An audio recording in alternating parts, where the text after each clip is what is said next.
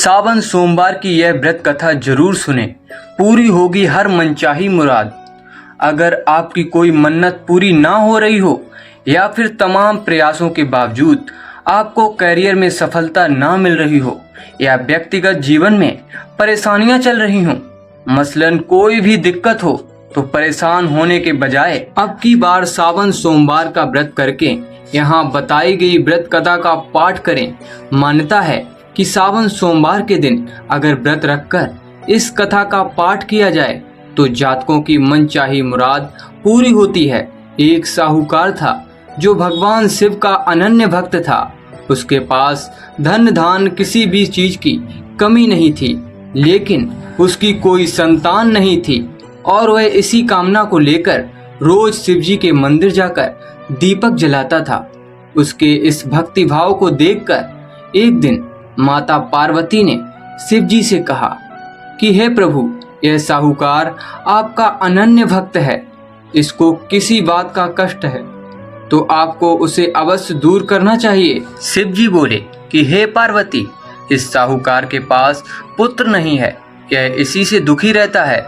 माता पार्वती कहती हैं कि हे ईश्वर, कृपा करके इसे पुत्र का वरदान दे दीजिए। तब भोलेनाथ ने कहा कि हे पार्वती, साहूकार के भाग्य में पुत्र का योग नहीं है। ऐसे में अगर इसे पुत्र प्राप्ति का वरदान मिल भी गया तो वह केवल 12 वर्ष की आयु तक ही जीवित रहेगा। यह सुनने के बाद भी माता पार्वती ने कहा कि हे प्रभु, आपको इस साहूकार को पुत्र का वर देना ही होगा, अन्यथा भक्त क्यों आपकी सेवा पूजा करेंगे। माता के बार बार कहने से भोलेनाथ ने साहूकार को पुत्र का वरदान दिया, लेकिन यह भी कहा कि यह केवल 12 वर्ष तक ही जीवित रहेगा। साहूकार यह सारी बातें सुन रहा था, इसीलिए उसे ना तो खुशी हुई और ना ही दुख। वह पहले की ही तरह भोलेनाथ की पूजा अर्चना करता रहा। उधर सेठानी गर्भवती हुई और 9वें महीने उसे सुंदर से बालक की प्राप्ति हुई। परिवार में खूब हर्षोल्लास मनाया गया, लेकिन साहूकार पहले की तरह रहा और उसने अपने बालक की 12 वर्ष की आयु का जिक्र किसी से नहीं किया। जब बालक की 11 वर्ष की आयु हो गई तो एक दिन साहूकार की सेठानी ने बालक के विवाह के लिए कहा तो साहूकार ने कहा कि वह अभी बालक को पढ़ने के लिए काशी जी भेजेंगे। इसके बाद उसके बालक के मामा जी को बुलाया और कहा कि इसे काशी पढ़ने के लिए ले जाओ और रास्ते में जिस भी स्थान पर रुकना वहां यज्ञ करते रहना और ब्राह्मणों को भोजन कराते हुए आगे बढ़ना। उन्होंने भी इसी तरह करते हुए जा रहे थे कि रास्ते में एक राजकुमारी का विवाह था। जिससे उसका विवाह होना था वह एक आंख से काना था। तो उसके पिता ने जब अति सुंदर साहूकार के बेटे को देखा तो उसके मन में आया कि क्यों ना इसे ही घोड़ी पर बिठाकर शादी के कार्य संपन्न करा लिए जाएं। तो उन्होंने मामा से बात की और कहा कि इसके बदले में वह अथाह धन देंगे, तो वह भी राजी हो गए।